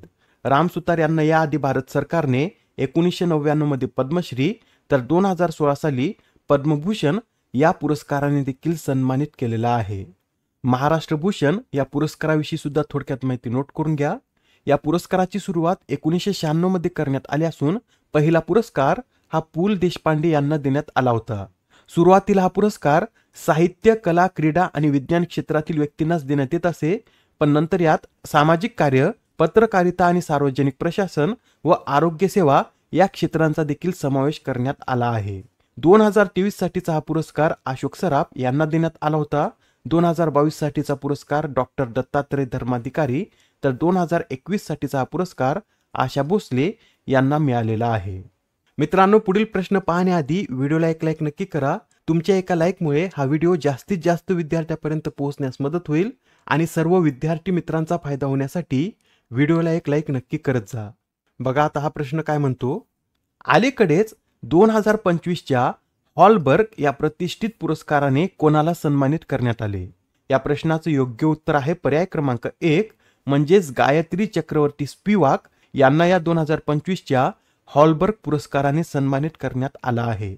गायत्री चक्रवर्ती स्पिवाक यांना हा पुरस्कार साहित्यिक सिद्धांत आणि तत्वज्ञानाच्या क्षेत्रातील त्यांच्या अभूतपूर्व कार्यासाठी देण्यात आला आहे. त्यांचा एक निबंध अत्यंत प्रसिद्ध असून त्याचं नाव काय? तर कॅन द सब आलर स्पीक असं त्यांच्या निबंधाचं नाव आहे. बरं, हा हॉलबर्ग पुरस्कार कोणाद्वारे देण्यात येतो? तर नॉर्वेजियन सरकारने स्थापन केलेल्या हॉलबर्ग समितीद्वारे हा पुरस्कार देण्यात येतो. आणि या पुरस्कारामध्ये विजेत्याला एकूण किती रोख रक्कम देण्यात येते? तर यामध्ये $5,40,000 देण्यात येतात. पुढील प्रश्न. लंडन स्थित सेंट्रल बँकिंगद्वारे डिजिटल ट्रान्सफॉर्मेशन अवॉर्ड 2025 ने कोणत्या बँकेला सन्मानित करण्यात आले? कोणता पुरस्कार आहे? तर डिजिटल ट्रान्सफॉर्मेशन अवॉर्ड, ज्यालाच आपण डिजिटल परिवर्तन पुरस्कार सुद्धा म्हणू शकतो. आणि हा पुरस्कार आपल्या आरबीआयला देण्यात आला आहे. आपल्या रिझर्व्ह बँकेला हा पुरस्कार त्याच्या प्रवाह आणि सारथी या डिजिटल उपक्रमांसाठी प्रदान करण्यात आला. रिझर्व्ह बँकेने अंतर्गत आणि बाह्य प्रक्रियांचे डिजिटलायझेशन करण्यासाठी या 2 योजना सुरू केलेल्या आहेत. या योजनेविषयी सांगायचं झालं तर आरबीआयद्वारे सारथी प्रणाली जानेवारी 2023 मध्ये सुरू करण्यात आली होती व ही जी प्रणाली आहे ही आरबीआयच्या कर्मचाऱ्यांसाठी आहे. म्हणजे त्या प्रणाली अंतर्गत आरबीआयचे कर्मचारी सुरक्षितपणे दस्तऐवज साठवू आणि शेअर करू शकतात. व प्रवाह प्रणाली ही बाह्य वापरकर्त्यांसाठी आरबीआयद्वारे मे 2024 मध्ये सुरू करण्यात आली व या प्रणाली अंतर्गत बाह्य वापरकर्ते आरबीआयकडे नियामक अर्ज हा डिजिटल स्वरूपामध्ये सादर करू शकतात. मित्रांनो, हा एक अत्यंत महत्त्वाचा प्रश्न आहे. यातील ही सर्व माहिती नोट करून घ्या. आणि आता नेक्स्ट क्वेश्चन पहा. यंदाचा 59वा ज्ञानपीठ पुरस्कार कोणाला जाहीर झाला?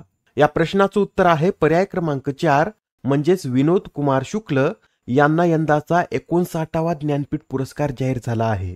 मित्रांनो, विनोद कुमार शुक्ल हा पुरस्कार मिळवणारे छत्तीसगड या राज्यातील पहिलेच लेखक आहेत. ते कोणत्या भाषेतील लेखक आहेत असं जर विचारलं तर ते हिंदी भाषेतील लेखक असून हा पुरस्कार मिळवणारे ते 12वे हिंदी लेखक आहेत. विनोद कुमार शुक्ल यांनी आपल्या लिखाणात लघुकथा, कविता आणि निबंध लिहिलेले आहेत. त्यांना 1999 मध्ये त्यांच्या दीवार में एक खिडकी रहती थी या कादंबरीसाठी साहित्य अकादमी पुरस्काराने देखील सन्मानित करण्यात आलं होतं. त्यांचे काही अत्यंत गाजलेले पुस्तक सांगायचे झाले तर नौकर की कमीज, खिलेगा तो दिखेंगे या कादंबऱ्या, कथासंग्रहामध्ये पेड़ पर कमरा, आदमी की औरत व महाविद्यालय आणि कविता संग्रहामध्ये सब कुछ होना बचा रहेगा यांचा समावेश होतो. आणि ज्ञानपीठ पुरस्काराविषयी सांगायचं झालं तर या पुरस्कारामध्ये पुरस्कार म्हणून पुरस्कारपत्र, वाग्देवीची प्रतिमा आणि 11 लाख रुपयांचा धनादेश देण्यात येतो. यामध्ये जी वाग्देवीची प्रतिमा आहे याची इमेज तुम्हाला इथे दिसत असेल. ही जी वाग्देवीची प्रतिमा आहे ही माळवा प्रांतातील धार येथील सरस्वती मंदिरातील एका मूर्तीची प्रतिकृती आहे. आणि ज्ञानपीठ पुरस्कार कोणाला दिला जातो तर भारतीय नागरिक असलेल्या व भारतीय संविधानाच्या 8व्या अनुसूचित नमूद केलेल्या 22 भाषांपैकी कोणत्याही भाषेतील लिखाणासाठी हा पुरस्कार दरवर्षी दिला जातो. पहिला पुरस्कार कोणाला देण्यात आला होता तर 1965 मध्ये कवी श्री गोविंद शंकर कुरूप यांना पहिला पुरस्कार देण्यात आला होता. आणि जर असं विचारलं की ज्ञानपीठ पुरस्कार मिळवणारे मराठी भाषेतील पहिले लेखक कोण तर वि. स. खांडेकर हे ज्ञानपीठ मिळवणारे पहिले मराठी भाषेतील लेखक आहेत. यासह हे सुद्धा लक्षात ठेवा. 2019 साठीचा 5वा ज्ञानपीठ पुरस्कार हा अकित्तम अच्युतन नंबूथिरी यांना देण्यात आला होता. 56वा ज्ञानपीठ पुरस्कार नीलमणी फुकन, 57वा दामोदर मौजो, 58वा ज्ञानपीठ पुरस्कार हा 2 व्यक्तींना देण्यात आला होता.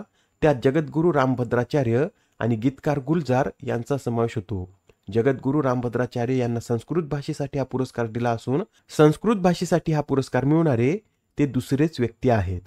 Next question. यंदाचा पुण्यभूषण पुरस्कार कोणाला जाहीर झाला? तर आता पुण्यभूषण पुरस्काराची घोषणा करण्यात आली असून हा पुरस्कार विजय केळकर यांना जाहीर झाला आहे. मित्रांनो, यंदा पुण्यभूषण पुरस्कार निवडीसाठी डॉक्टर रघुनाथ माशेलकर यांच्या अध्यक्षतेखाली निवड समिती स्थापन करण्यात आली असून त्यांनी विजय केळकर यांच्या नावाची घोषणा केली. विजय केळकर यांना पुरस्कार त्यांच्या अर्थशास्त्र क्षेत्रातील योगदानासाठी देण्यात येत आहे. यंदा या पुरस्काराचे 37वे वर्ष असून या पुरस्कारात विजेत्याला सोन्याच्या फळाने पुण्याची भूमी नांगरत असलेल्या बाल शिवाजींची प्रतिकृती असलेले स्मृतिचिन्ह व 2 लाख रुपये देण्यात येतात. पुढील प्रश्न. खालीलपैकी कोणत्या अभिनेत्याला अलीकडेच ब्रिटन सरकारकडून लाईफ टाईम अचीवमेंट पुरस्काराने सन्मानित करण्यात आले? या प्रश्नाचं उत्तर आहे पर्याय क्रमांक 3 म्हणजे चिरंजीवी यांना ब्रिटन सरकारकडून लाईफ टाईम अचीवमेंट पुरस्काराने सन्मानित करण्यात आला आहे. विशेष म्हणजे हा पुरस्कार मिळवणारे चिरंजीवी हे भारतातील पहिलेच अभिनेते ठरले आहेत. यासाठी हा प्रश्न महत्त्वाचा ठरतो. लक्षात ठेवा, ब्रिटन सरकारकडून लाईफ टाईम अचीवमेंट पुरस्कार मिळवणारे पहिले भारतीय अभिनेते हे चिरंजीवी ठरले आहेत. त्यांचं पूर्ण नाव सांगायचं झालं तर कोनिदेल शिवशंकर वरप्रसाद असं त्यांचं पूर्ण नाव आहे. आणि त्यांना हा पुरस्कार कशासाठी देण्यात आला तर चित्रपट आणि समाजातील त्यांच्या उत्कृष्ट योगदानाबद्दल त्यांना हा पुरस्कार देण्यात आला. मित्रांनो, चिरंजीवी यांना मागच्याच वर्षी म्हणजेच 2024 साली पद्मविभूषण या पुरस्काराने सन्मानित करण्यात आलं होतं. तसेच 2006 मध्ये त्यांना पद्मभूषण हा पुरस्कार सुद्धा मिळालेला आहे. आता हा प्रश्न पहा, 2025 चा स्टॉकहोम वॉटर प्राइज कोणाला जाहीर झाला? कोणता पुरस्कार आहे? तर स्टॉकहोम वॉटर प्राइज. आणि यंदा हा पुरस्कार गुंटर ब्लोत्सेल यांना जाहीर झाला आहे. गुंटर ब्लोत्सेल यांना हा पुरस्कार पूर जोखीम कमी करणे, जलसंपत्ती व्यवस्थापन आणि जलवायू परिवर्तनाच्या प्रभावावरील संशोधनासाठी हा पुरस्कार मिळाला आहे. गुंटर ब्लोत्सेल हे व्हिएन्ना युनिव्हर्सिटी ऑफ टेक्नॉलॉजी येथे प्राध्यापक म्हणून कार्यरत आहेत. स्टॉकहोम वॉटर पुरस्काराविषयी सांगायचं झालं तर हा पुरस्कार रॉयल स्वीडिश अकादमी ऑफ सायन्सेसच्या सहकार्याने प्रदान केला जातो. या पुरस्काराची स्थापना 1991 मध्ये करण्यात आली होती आणि हा पुरस्कार व्यक्तींबरोबर संस्थांना देखील दिला जाऊ शकतो. ठीक आहे, एवढे पॉइंट नोट करून घेतले असतील. तर आता हा प्रश्न पहा, शांतता आणि शाश्वततेसाठी 2025 चा गोल्ड मर्क्युरी पुरस्कार कोणाला जाहीर झाला? या प्रश्नाचं उत्तर आहे पर्याय क्रमांक 4 म्हणजे शांतता आणि शाश्वततेसाठी 2025 चा गोल्ड मर्क्युरी पुरस्कार हा दलाई लामा यांना जाहीर झाला आहे. या पुरस्काराचं वितरण कधी करण्यात येईल? तर 31 मार्च रोजी धर्मशाळा येथे हा पुरस्कार 14व्या दलाई लामा यांना प्रदान करण्यात येईल. मित्रांनो, दलाई लामा यांचं एक अलीकडेच पुस्तक प्रकाशित झालं होतं. त्या पुस्तकाचं नाव काय? तर व्हॉइस फॉर द व्हॉइसलेस असं त्या पुस्तकाचं नाव आहे. नेक्स्ट क्वेश्चन, 2025 चा संगीत कलानिधी पुरस्कार कोणाला जाहीर झाला? कोणता पुरस्कार आहे? तर संगीत कलानिधी पुरस्कार व हा पुरस्कार RK श्रीरामकुमार यांना जाहीर झाला आहे. RK श्रीरामकुमार हे कर्नाटक संगीत क्षेत्रातील एक प्रतिष्ठित व्यक्तिमत्व असून ते एक व्हायोलिन वादक आहेत. आणि ते कोणत्या घराण्याशी संबंधित आहेत? तर रुद्रपट्टनम या संगीतकार घराण्याशी ते संबंधित आहेत. यामध्ये नृत्य कलानिधी पुरस्कार हा नृत्यांगना उर्मिला सत्यनारायण यांना जाहीर झाला आहे. तर संगीत कला आचार्य पुरस्कार गायिका श्यामला व्यंकटेश्वरन आणि थविल उस्ताद TR गोविंदराजन यांना जाहीर झाला आहे. बरा, संगीत कलानिधी पुरस्कार कोणत्या राज्याद्वारे देण्यात येतो? तर हा पुरस्कार कर्नाटक राज्याद्वारे देण्यात येत असून हा कर्नाटक राज्यातील संगीतातील सर्वात प्रतिष्ठित पुरस्कार आहे. आता हा प्रश्न पहा, यात काय विचारला आहे, 2025 च्या एबेल पुरस्काराने कोणाला सन्मानित करण्यात आले? तर आता 2025 चा एबेल पुरस्कार हा जपानच्या मसाकी काशिवारा यांना देण्यात आला आहे. मसाकी काशिवारा हा एबेल पुरस्कार मिळवणारे 28वे प्राप्तकर्ते आहेत. मित्रांनो, एबेल पुरस्कारालाच गणितातील नोबेल पुरस्कार म्हणून देखील ओळखलं जातं व काशिवारा यांना हा पुरस्कार बीजगणितीय विश्लेषण आणि प्रतिनिधित्व सिद्धांतातील व विशेष डी मॉड्यूलच्या सिद्धांताच्या विकासासाठी हा पुरस्कार त्यांना देण्यात आला आहे. या पुरस्काराविषयी अधिक सांगायचं झालं तर हा पुरस्कार नॉर्वे सरकारच्या वतीने Norwegian academy of sciences and लेटर्सद्वारे प्रदान केला जातो आणि या पुरस्काराला एबेल हे नाव नॉर्वेजियन गणितज्ञ निल्स हेनरिक एबेल यांच्या नावावरून देण्यात आला आहे. या पुरस्काराची स्थापना 2002 मध्ये करण्यात आली असून पहिला पुरस्कार 2003 मध्ये जीन पिएरे सेरे यांना देण्यात आला होता. या पुरस्कारातील बक्षीस रक्कम किती आहे? तर 7.5 दशलक्ष क्रोनर म्हणजे सुमारे $7,20,000 यात बक्षीस म्हणून देण्यात येतात. 2024 चा पुरस्कार कोणाला मिळाला होता? तर मिशेल पिएरे टालाग्रांड यांना 2024 चा पुरस्कार मिळाला होता. आता हा प्रश्न पहा, पहिल्या छत्रपती संभाजी महाराज महाराष्ट्र प्रेरणा गीत पुरस्काराने कोणाला सन्मानित करण्यात आले? या प्रश्नाचं उत्तर आहे पर्याय क्रमांक 2 म्हणजेच विनायक दामोदर सावरकर यांना या पुरस्काराने सन्मानित करण्यात आला आहे. स्वातंत्र्यवीर सावरकर यांना त्यांच्या कोणत्या गीतासाठी हा पुरस्कार मिळाला? तर त्यांना त्यांच्या अनादिमी अनंतमी या गीतासाठी हा पुरस्कार मिळाला आहे. मित्रांनो, आता महाराष्ट्र सरकारने छत्रपती संभाजी महाराज महाराष्ट्र प्रेरणा गीत हा पुरस्कार सुरू केला असून हा पुरस्कार दरवर्षी एका गीताला देण्यात येणार आहे.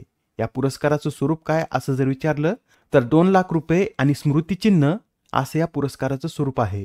आणि मित्रांनो, हा प्रश्न एक्झाम मध्ये निश्चित विचारण्यात येईल, त्यासाठी या संबंधित एवढी माहिती नोट करून घ्या. मित्रांनो, नुकतेच आता ग्रॅमी पुरस्काराचं वितरण झालं आहे.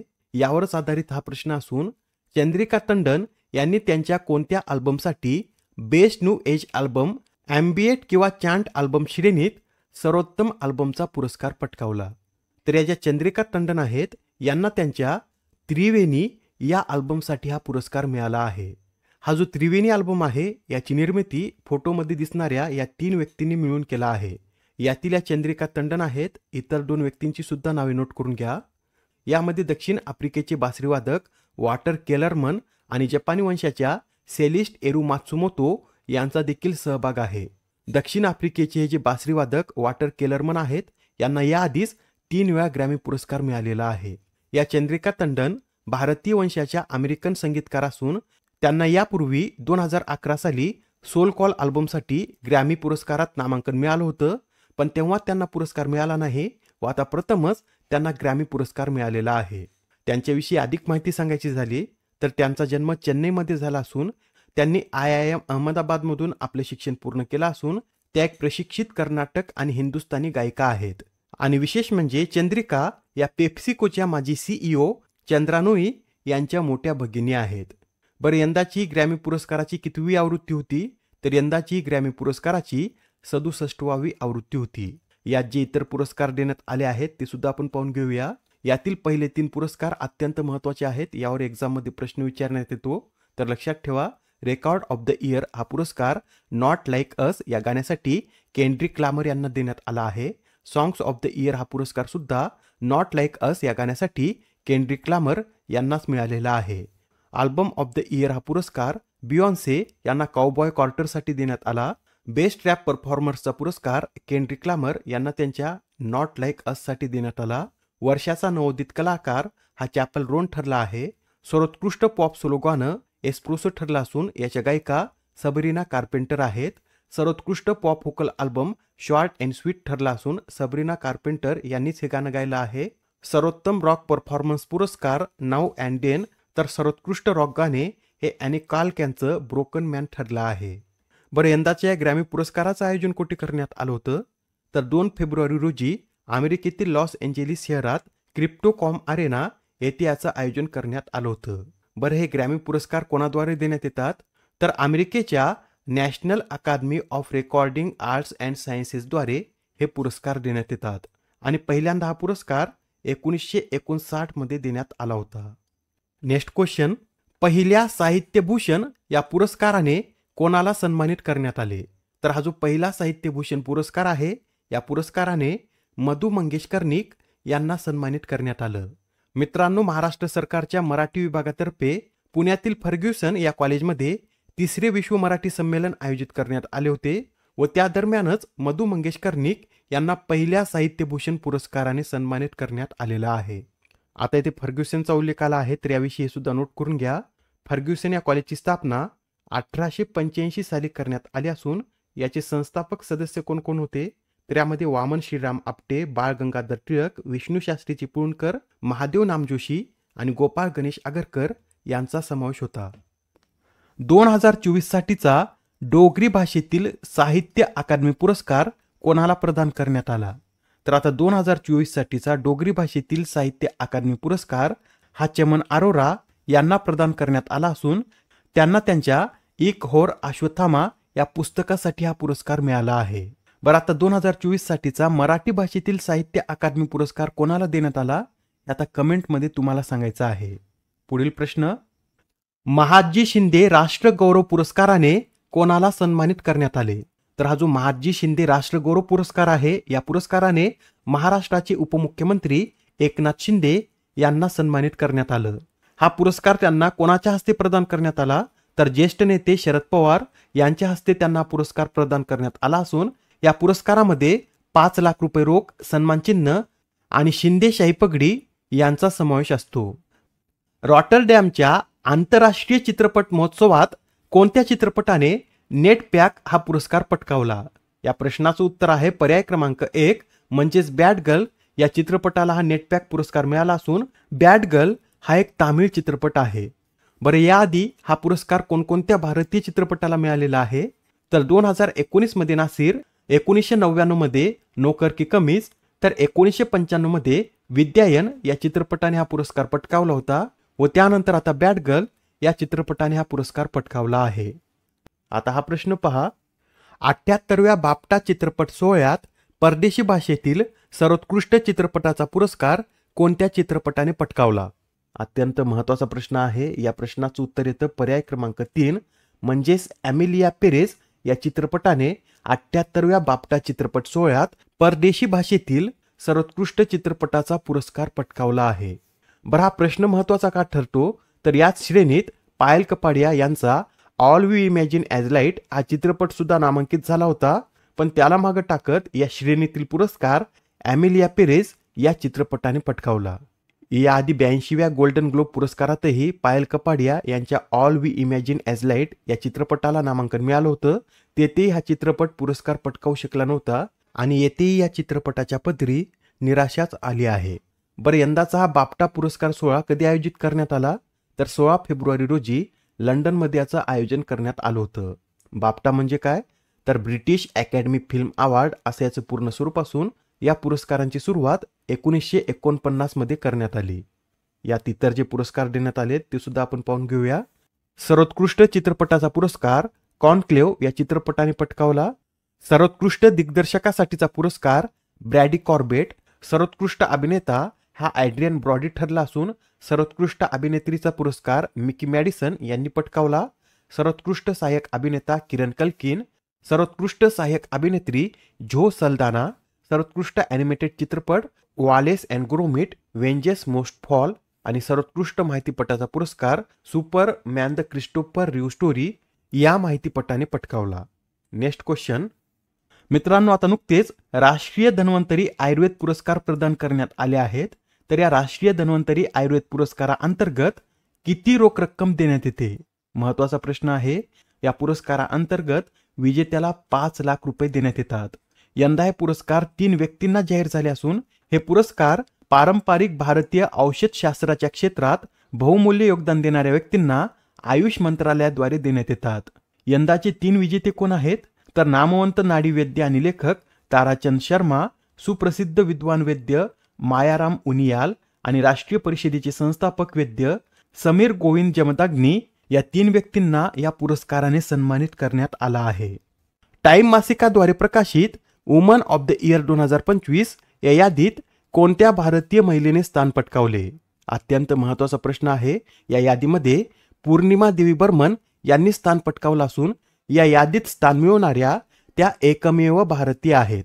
बरं, या पौर्णिमा देवी बर्मन कोणत्या राज्याच्या रहिवासी आहेत तर त्या आसाम या राज्याच्या रहिवासी असून त्या एक जीवशास्त्रज्ञ व वन्यजीव संरक्षक आहेत.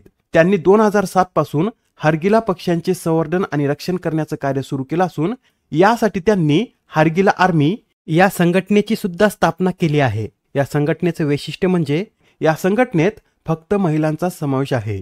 त्यांना त्यांच्या कार्यासाठी 2017 व 2024 असा 2दा ग्रीन ऑस्कर म्हणजेच विटले पुरस्कार मिळाला आहे. 2017 मध्ये नारी शक्ती पुरस्कार तर 2022 मध्ये United nations champion of the earth या पुरस्काराने देखील त्यांना सन्मानित करण्यात आलं. यंदा वुमन ऑफ द इयर मध्ये किती महिलांचा समावेश आहे तर यात 13 महिलांचा समावेश आहे. नेक्स्ट क्वेश्चन पहा. वर्ल्ड ओपन वॉटर स्विमिंग पुरस्काराने कोणाला सन्मानित करण्यात आले?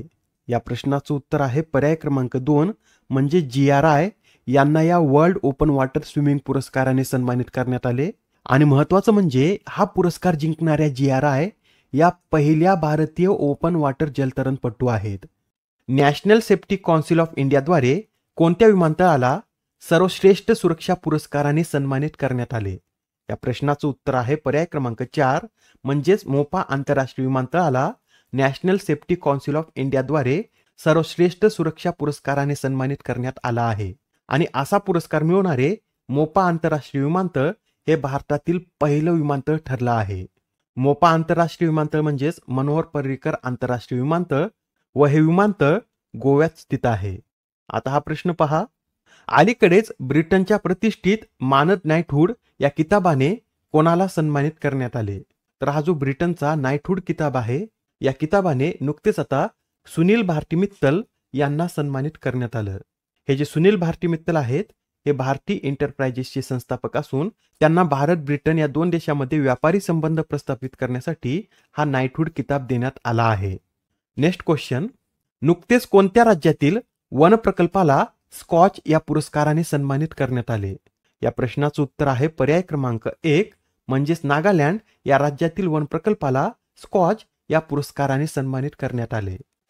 आता हा प्रश्न पहा, woman entrepreneur award in sustainability या पुरस्काराने कोणाला सन्मानित करण्यात आले? या प्रश्नाचं उत्तर आहे पर्याय क्रमांक 3 म्हणजेच निधी कर यांना या woman entrepreneur award in sustainability या पुरस्काराने सन्मानित करण्यात आलं. या ज्या निधी कर आहेत या आर्टनेस्टच्या कार्यकारी संचालक असून त्यांना 20 फेब्रुवारी रोजी हा पुरस्कार ब्रिटिश संसदेच्या हाऊस ऑफ लॉर्ड्समध्ये देण्यात आला आहे. त्यांना हा पुरस्कार कशासाठी देण्यात आला तर पर्यावरणीय नवोपक्रम आणि शाश्वततेमध्ये दिलेल्या योगदानासाठी त्यांना या पुरस्काराने सन्मानित करण्यात आलं. त्यांची जी अर्थनेस्ट कंपनी आहे या कंपनीने पारंपरिक प्लास्टिक पिशव्यांसाठी पर्यावरणपूरक उपाय असलेल्या बायोडिग्रेडेबल बायोबॅग्स तयार केल्या आहेत. आपल्याला असे विचारलं जाऊ शकतं की निधी कर या कोणत्या कंपनीच्या संचालक आहेत तर त्या अर्थनेस्ट या कंपनीच्या संचालक आहेत. मित्रांनो, आजचं सत्र येथे संपलं असून आजचा व्हिडिओ तुम्हाला नक्कीच आवडला असेल. आवडल्यास लाईक करा व आपल्या मित्रांसोबत सुद्धा शेअर करा. पुढच्या सत्रामध्ये आपण पुन्हा भेटूया. धन्यवाद.